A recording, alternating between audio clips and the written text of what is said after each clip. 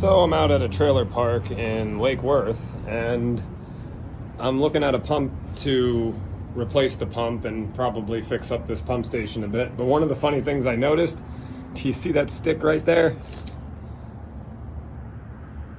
Yep, it's attached to the breaker.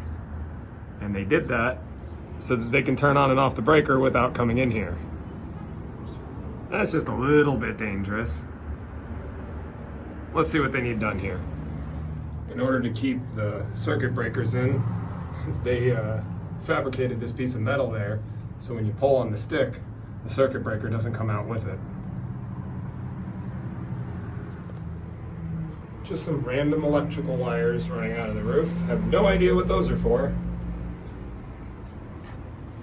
I need to figure out what this giant tank is for. It's connected to the main line. The others aren't in a pit. The one's inside of a shop and the other one's right next to the station.